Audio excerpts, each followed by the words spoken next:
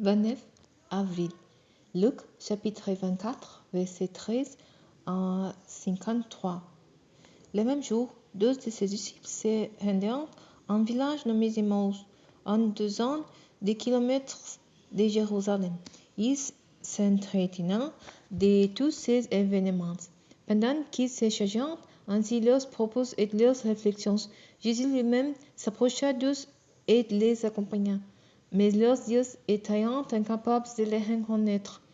Il a dit, « De quoi discutez-vous en marchant ?» Ils s'arrêtèrent, l'air attristé. L'un d'eux, nommé Cléopas, lui répondit, « Es-tu le seul parmi ceux qui séjournent à Jérusalem qui ne sache pas ce qui s'y est passé ces jours-ci ?» Quoi donc leur demanda-t-il. Ce qui est arrivé à Jésus de Nazareth. C'était un prophète qui agissait et parlait avec puissance devant Dieu et devant tout le peuple. Nos chefs des prêtres et nos dirigeants l'ont livré aux Romains pour le faire condamner à mort et éclouer sur une croix. Nous avions espéré qu'il était celui qui devait délivrer Israël. Mais hélas, voilà déjà 3 jours que tout cela est arrivé. Il est vrai que quelques femmes de notre groupe nous ont fort étonnés. Elles sont allées au tombeau très tôt ce matin, mais ils n'ont pas trouvé ces corps et sont venus raconter qu'elles ont vu apparaître des anges qui leur ont assuré qu'il est vivant. Là-dessus, quelques-uns de ceux qui étaient avec nous se sont aussi rendus au tombeau. Ils ont bien trouvé les choses telles que les femmes les ont décrites, mais nous, ils ne l'ont pas vu. Le Jésus leur dit, « homme sans intelligence, vous êtes bien lents à croire tout ce que les prophètes ont annoncé.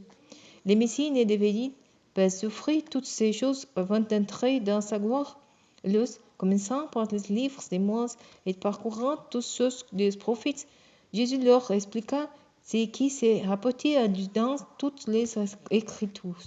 Entre-temps, ils arrivèrent près du village où ils se rendirent.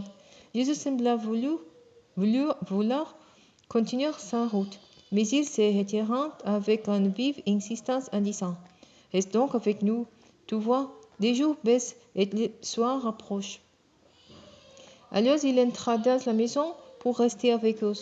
Il se mit à table avec eux, prit le pain et après avoir prononcé la prière de bénédiction, il la partagea et leur donna. Alors leurs yeux s'ouvrirent et ils les reconnurent. Mais déjà, il avait disparu. Et ils se dirent à l'un à l'autre, « N'avons-nous pas senti comme un feu dans notre cœur pendant qu'il nous parlait en chemin et qu'il nous expliquait les Écritures ?» Ils se levèrent sur leur et retournèrent à Jérusalem. Ils y trouvèrent les uns réunis avec leurs compagnons. Tous les accueillirent par cette parole. Le Seigneur est réellement ressuscité. Il s'est monté à Simon. Alors les 12 disciples racontèrent à leur tour ce qui leur était arrivé en chemin et commentant, ils avaient reconnu Jésus au moment où il avait partagé les pains. Pendant qu'ils s'entretenaient ainsi, Jésus se trouva au milieu d'eux et leur dit, « Que la paix soit avec vous. » Mais ils furent saisis de crainte et d'effroi, croyant voir un esprit. « Pourquoi êtes-vous troublés ?» leur dit-il. « Pourquoi les doutes vacillent-ils votre cœur? Regardez mes mains et mes pieds et reconnaissez que c'est bien moi. Touchez-moi et regardez, car un esprit n'a ni chair ni os. Oh, vous voyez bien que je n'y ai. » Tout en disant de cela, il leur montra ses mains et ses pieds. Mais ils étaient si heureux qu'ils ne parvenaient pas à croire et restaient dans l'étonnement. Alors il leur demanda, « Avez-vous quelque chose à manger ?» Ils lui présentèrent un morceau de poisson grillé. Il le prit et les mangea sous leurs yeux. Puis il leur dit, « Voici ce que je vous ai dit quand j'étais encore avec vous. Il faut que s'accomplisse tout ce qui est écrit de moi dans la loi de Moïse, dans les prophètes et dans les psaumes. » Là-dessus, il leur revêt l'intelligence pour qu'ils comprennent les Écritures. Vous voyez, leur dit-il, les Écritures enseignent que le Messie doit souffrir, qu'il ressuscitera le troisième jour, et qu'on annoncera de sa part à tous les peuples, en commençant par Jérusalem, qu'ils devront changer pour obtenir le pardon des péchés. Vous êtes les témoins de ces événements. Quant à moi, je verrai bientôt sur vous ce que mon Père vous a promis.